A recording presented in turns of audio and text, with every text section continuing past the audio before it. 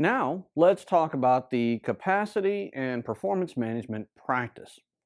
Just like availability or the uptime of a service has a significant impact on the consumer's perception of its value, the service performance is equally important to consumers.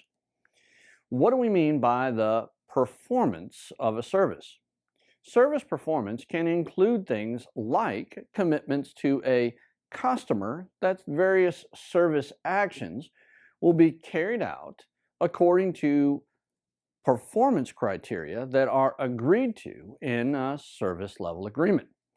For example, if we offered a service that was supported by a website, IT could commit that website refreshes will occur in less than 2 seconds. If we offered a service that relied on a database to provide information to users that would support various business processes, we could have a commitment that database queries will produce results in less than 1 second. If we had a point of sale service where credit card sales are being processed, we could commit that financial transactions that are processed through this service will be confirmed within 3 seconds. I think you get the idea here. We aren't committing to the service being up and running, we are committing to its performance. When consumers use a service, they expect the outputs of the service to meet agreed performance criteria, which are part of our service level agreement. Those criteria are negotiated and agreed to. They make up the service level targets for service performance, which are the measurable parts of a SLA. Once the service provider has an agreement for a service in place, the consumer is going to expect the agreed level of performance to be met. Here's an example of how service performance impacts value. Let's say that you have an older cell phone and your cellular plan hasn't changed in years. You're watching TV and you see an ad to try out a new cellular provider in your area. The cellular company is running a promotion on their phones and plans, which you believe can save you a few dollars a month if you make the switch from your current provider. They claim that they have the fastest wireless connectivity in your area. The company shows a number of commercials which demonstrate web pages loading very fast. File transfers in text messages are sent and received almost instantly. You believe that this would be a big improvement over your current cellular provider, whose service has been spotty at best, and they're charging more for the service than you'd end up having to pay with the new carrier. After some research, you decide to buy the cellular service from the new mobile provider in your area. Once you make the switch to the fast cellular provider and you get your new phone, the websites you surf are incredibly slow. Sending and receiving text messages takes forever, and the applications on your phone that use the web for updates take unreasonable amounts of time to load. Even though the cellular service that you just signed up for can allow you to communicate electronically when you're outside your home, and technically the service is available, its performance is much less than was expected. Sometimes the cellular service performance happens to be degraded to the point where you can't really do anything with the phone that requires connectivity. This is very troubling for you because you thought that you were going to save money and get better performance. From your perspective, it doesn't matter that the cellular service meets your needs in terms of utility. It doesn't matter that the service is available. Just because you've got 3 bars of signal doesn't make any difference. What matters in this instance is that when you go to use it, it takes forever to get anything done, and it doesn't match your expectations of service performance. It won't be long before you regret switching to the new carrier. This is what capacity and performance management is all about. The purpose of the capacity and performance management practice is to ensure that services achieve the agreed and expected performance, satisfying both current and future demand in a cost effective way. The performance of a service is supported by the resources that IT manages. Think of resources like people in IT, servers, routers, switches, firewalls, storage, laptops, and so on. The more demand for a particular service, the more resources are required to meet or satisfy that demand. If the demand for a service exceeds a service provider's capacity, service performance starts to degrade. Sometimes demand for a service can exceed capacity to such an extent that it can overwhelm the infrastructure and a service can even become unavailable.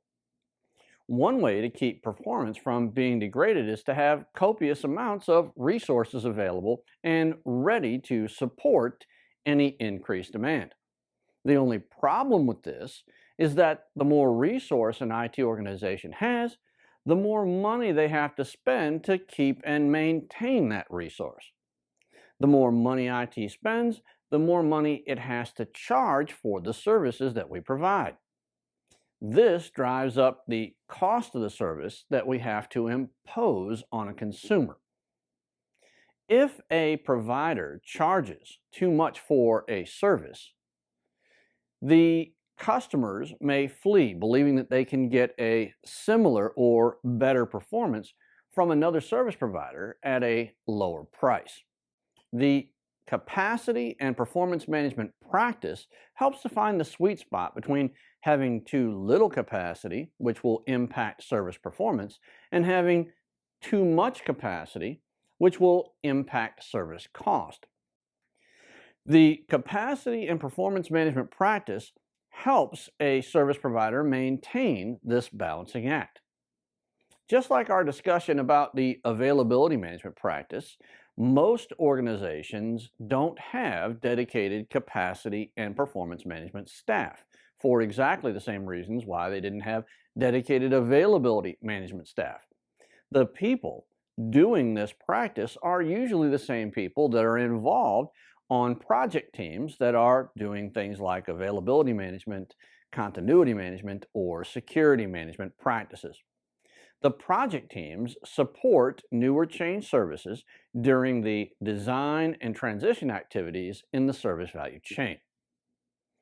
To provide focus for the group and to ensure that the practice is utilized consistently across the organization, there should be someone that's in charge of the capacity and performance management practice that can work with project teams to ensure that capacity and performance is a consideration during the design and transition, the delivery and support, and the improvement of any new or changed service. They also want to make sure that all four dimensions of service management are considered from a capacity perspective as well. An important and unique term that's associated with the capacity and performance management practice is performance. Performance is a measure of what is achieved or delivered by a system, a person, a team, a practice, or a service. The capacity and performance management practice is focused on two areas: service performance and service capacity. The first area this practice looks at is service performance. Service performance includes things like the number of service actions performed in a given time frame. It also looks at the time to fulfill a requested service action at a given level of demand. For example, a performance target for a credit card processing or point of sale service could be greater than 99% of credit card transactions will be completed in less than 2 seconds. 95% of videos will load and start playing in less than 3 seconds. Cash will be dispensed from an ATM within 2 seconds. Payment processing confirmation will be sent to the requester in less than 3 seconds. I think you can see where we're going here. There's an action or an output that's performed by a service. Customers care about those outputs and they have expectations around how long it will take for those actions to be completed. The capacity and performance management practice also looks at service capacity. Service capacity is the maximum throughput a configuration item or a service can deliver. For example, a video conferencing service can support 8 concurrent users on a single call at a time. When the ninth user logs in, video and audio starts to get choppy and occasionally someone is thrown out of the call. If, when the service is being designed, the customer said there will only ever be 8 users on a call at a time, the service would be designed to handle up to 8 users, and that's it. This is the capacity that was baked into the design based on customer input. If more people attempt to use the service than were agreed, consumers will start to experience performance issues. It's important to understand the capacity needs and the forecast demand when designing services, and it will influence the amount of resource that's required to meet that demand. When negotiating performance commitments in service level agreements, the commitment should be for a level of service quality for up to a certain number of users or a certain level of demand. This is what is known as the capacity of the service. Service consumers have a responsibility to provide accurate estimates of demand so that services can be planned and managed appropriately. A second example of this could be the service performance commitment for a website provided to internal customers at a company was that web pages will load in less than 1 second, and the site was designed to handle up to 50 concurrent users. The service capacity would be 50 concurrent users. This is based on input from customers, and that would influence the design of the service as well as its management over time. When more than 50 people attempt to access the website, service performance may begin to degrade, and website data refreshes or page loads could take longer than the 1 second commitment. It is important to note that both service capacity and service performance need to be considered by the service design practice and should be discussed with consumers leveraging the service level management practice. Both capacity and performance targets should be included in an SLA and be measurable. Organizations run into trouble and have difficulty when they try to deliver a certain level of performance without understanding the demand that will be placed on the service and the infrastructure that supports the service. Just as we mentioned in the availability management practice, end-to-end service performance should be reported to customers by the service level manager during regular service review meetings. This will show the consumers that the service provider has met our commitment for performance in our SLA. The capacity and performance management practice has 2 key activities that I'd like for you to consider.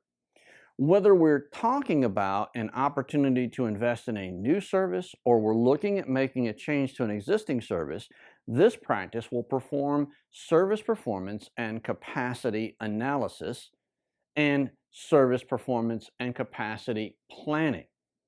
To make it simple, analysis and planning. To support capacity analysis and capacity planning, Various resources that manage the infrastructure in IT can work with the event management practice to get an idea of current service and component performance and understand the levels of demand. The event management practice can provide data and reports which are very useful to support the analysis activity. The team doing the analysis may also create capacity and performance models to simulate the effects of increased demand on existing and planned infrastructure. The second activity that this practice can perform is service performance and capacity planning. The team that is performing this activity can review the capacity requirements, forecast demand for a service, review existing resources, and determine if the infrastructure that's in place can handle the additional demand. If the organization's infrastructure has enough resource on hand, we can save a little money when provisioning the service. If we don't have enough resource to handle the levels of demand, new resources should be acquired.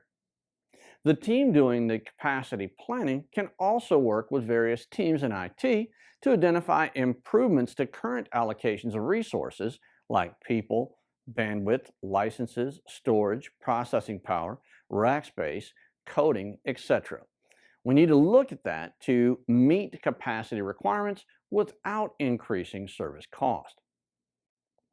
Both capacity analysis and capacity planning can support the entire service value chain. As you can tell from this diagram, the capacity and performance management practice is active to some extent in every activity in the service value chain. They are most active during the plan activity and provide information about forecast versus actual demand for services. This can impact and influence plans at the tactical and operational levels.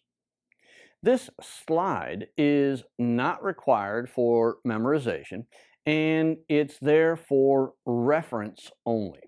The key takeaways from this practice are: the capacity and performance management practice helps to ensure that cost justified capacity and performance exists.